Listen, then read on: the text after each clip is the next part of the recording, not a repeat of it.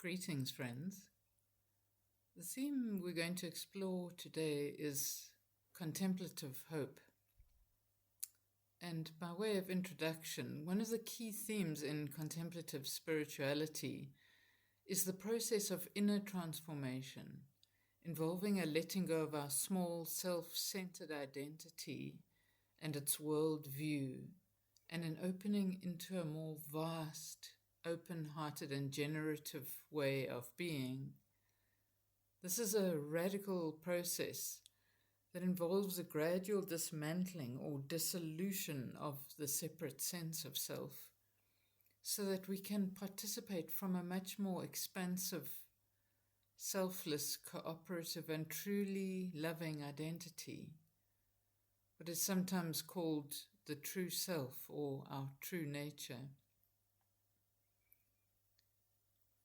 As Richard Rohr says, this involves a total identity transplant. In Christian terms, it's described as no longer I who live, but Christ who lives in me, in the sense of Christ as this expansive inner presence, interconnecting us all in the mystical body of Christ. And this is what is being described as the next step in the evolution of human consciousness, an awakening from our identity as separate, self-interested beings into the new creation with the new possibilities that this brings. So today I want to look at the question of how can participation in my own awakening process, which sometimes feels like quite a me-centric sort of practice, how can this help humanity and the planet in the impasse that we're in as a species? How can this be a participation in a broader scale in bringing hope where there seems to be none? And in this area, I've found the book titled Field of Compassion by Judy Conato very helpful.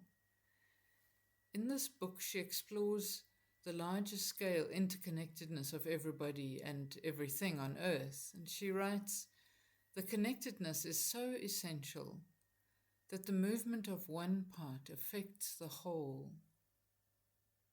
She writes that the physicist Paul Dirac once said, pick a flower on Earth and you move the farthest star. That's how interconnected everything is.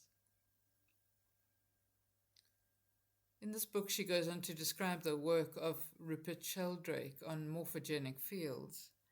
And to give this a bit of contextual background, I'll start with looking at some of the fields described in physics.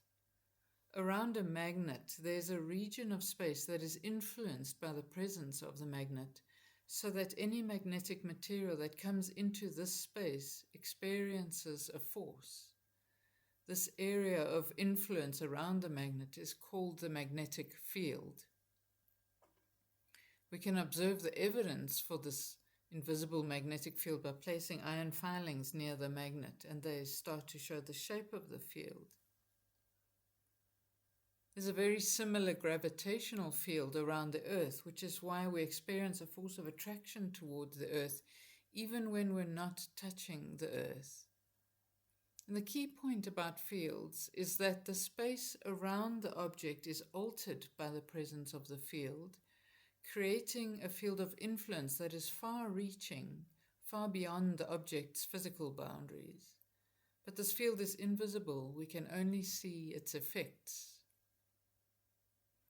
In a similar way, our hearts generate electromagnetic fields which reach far beyond our physical selfhood and can influence the experiences of other people. And the potential impact of this is illustrated by Thich Nhat Hanh telling of the crowded Vietnamese refugee boats. He said that if even one person on the boat stayed calm, it was enough. It showed the way for everyone to survive. That's the influence that one person can have on those around them. Another aspect of fields is that they cooperate with one another in a process called superposition, where the fields of nearby objects add together to create a stronger field.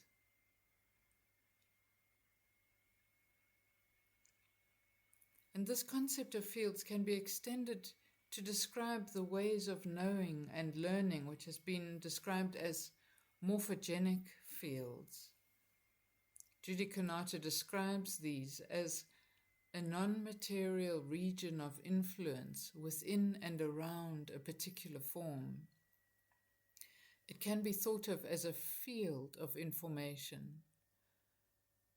She goes on to say, over time, morphogenic fields begin to have a cumulative memory and become increasingly habitual, making it easier for those entering the field to learn its associated habits.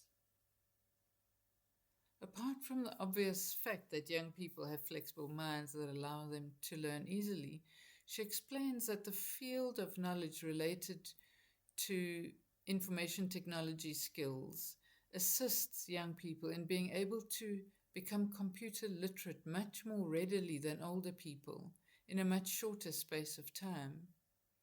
There's a field of knowing that develops over time that facilitates the learning of certain knowledge and skills. And she quotes numerous studies that have been done with various animal behaviors that support this theory of learning. The term morphic resonance is used to describe the interaction of our human knowledge and awareness with one another in a similar way to the superposition of magnetic fields. Judy Konato writes, the greater number of previous morphogenic fields that resonate with and feed into the new, the greater the morphic resonance will be. The more morphic units participating or resonating, the easier the behavior may be acquired by those who are newly entering the field. And then she goes on to say the influence or resonance increases as the number of participants increases. And ultimately, there's a potential tipping point that can be reached where a whole species can acquire a new behavior or adaptation without explicit instruction. And this gives a very hopeful picture for our collective human transformation. Each human person who undergoes inner transformation influences the space around them. The more people who undergo this inner transformation, the more the space is altered, until at some stage this tipping point can be reached that will cause humanity to collectively transform into a new way of being. That's the contemplative hope. As Robert Thurman wrote, by transforming our consciousness, we participate in the transformation of the world.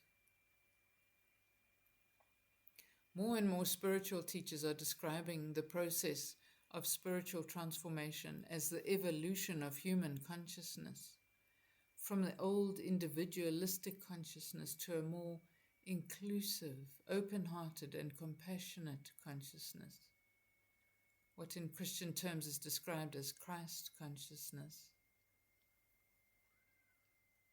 Teilhard de Chardin was a paleontologist and priest who saw this as a continuation of the unfolding process of evolution. He wrote, "Remain true to yourself, but move ever upward toward greater consciousness and greater love. At the summit you will find yourselves united with all those who from every direction have made the same ascent, for everything that rises must converge." And Judy Konato wrote, "It is possible to describe the kind of freedom at the heart of the gospel as the capacity to choose to engage in the process of evolution of consciousness. We have the capacity to make choices that will evolve us, both personally and as a species. We have the capacity to cooperate with the unfolding of the universe, a process driven by grace, which invites us to be co-creators, It's always this combination of grace and our willing participation, so that, as she describes, we have the capacity to cooperate with the unfolding of the universe, a process driven by grace, but which invites us to be co-creators. What a profound invitation. And she goes on to pose some important questions to us. She writes, each of us is a morphogenic field participating, influencing, and being influenced by other morphogenic fields. What if we were to be intentional about our maintaining an emerging morphogenic field? What if we were to engage our energies as consciously as possible in order to influence and help manifest this new emerging consciousness? A consciousness rooted in the past, yet filled with promise for our species and all life on our planet. She asks, would this not be resonant with the call to live in freedom so that we might experience the depth of love? And then she says, in such a critical moment in our own history, can we do anything but this? Now I want to move across and look at the work of Constance Fitzgerald, who I find such a profound contemplative writer. And she wrote about the vital role that contemplative prayer or meditation plays in the possibility of the evolution of human consciousness. She first describes the human condition. This is a long quote.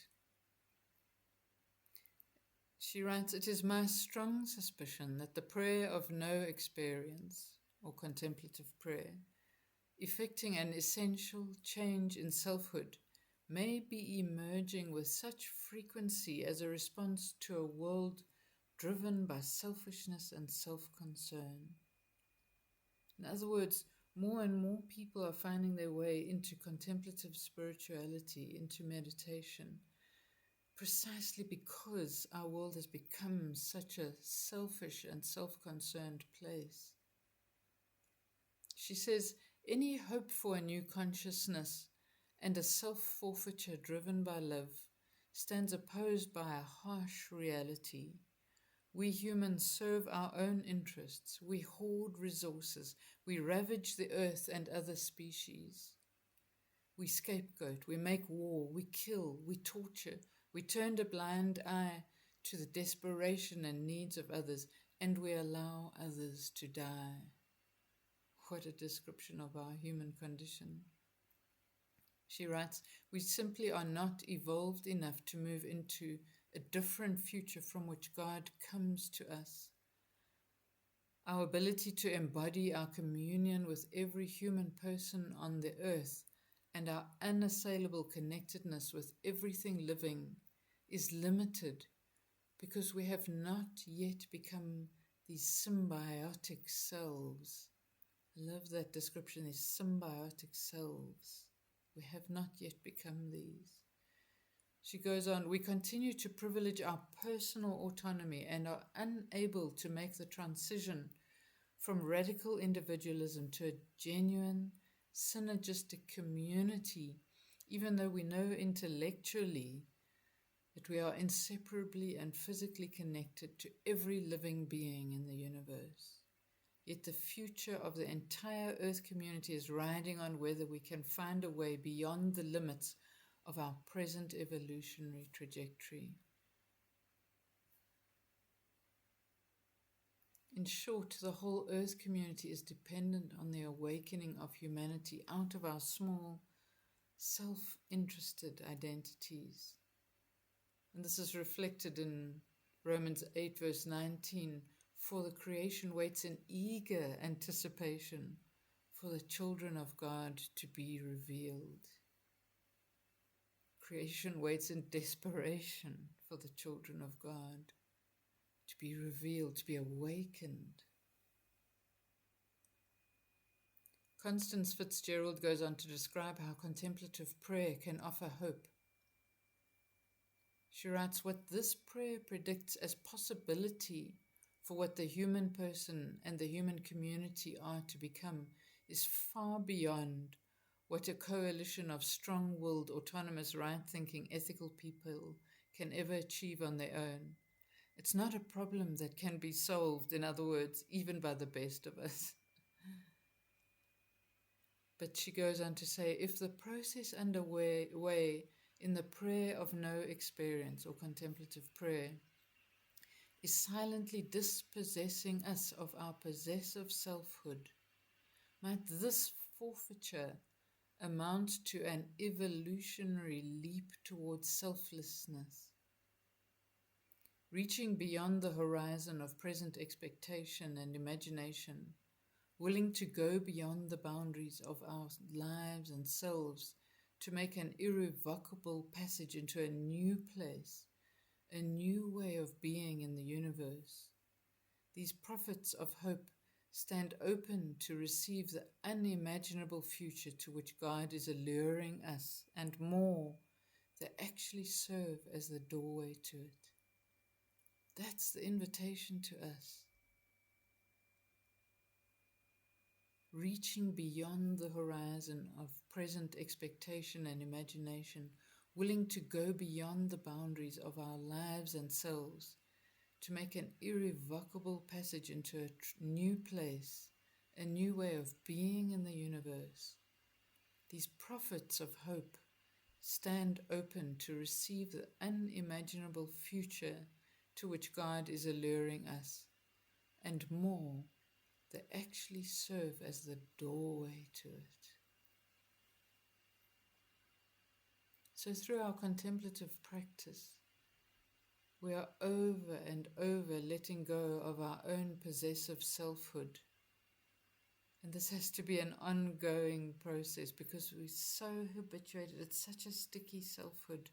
I have to practice this daily, letting go of this constricted self and surrendering to the mystery of the presence and action of God in us, so that we can be dispossessed of our possessive selfhood.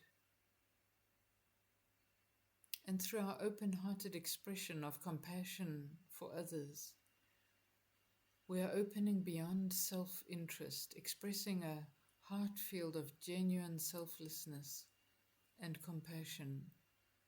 And in these ways, we are allowing this inner transformation process to unfold, participating with grace, which allows us to become generators of and participators in the morphogenic field of compassion, surrender, self-dissolution, and awakening,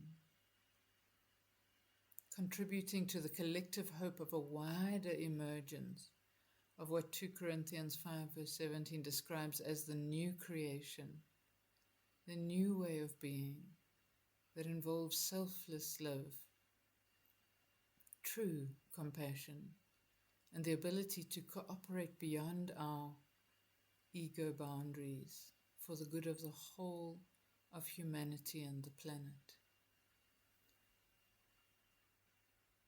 I want to end with a quote by Clarissa Pinkola Estes, who wrote, "Ours is not the task of fixing the entire world all at once, but of stretching out to mend the part of the world that is within our reach.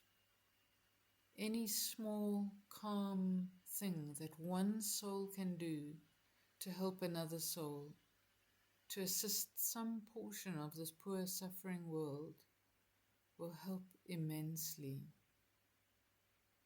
It is not given to us to know which acts or by whom will cause the critical mass to tip toward an enduring good.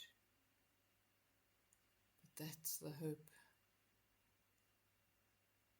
Critical mass to tip toward an enduring good. May we be participants in this transformation, in this reaching of a tipping point, so that we together can become all we can be as children of God.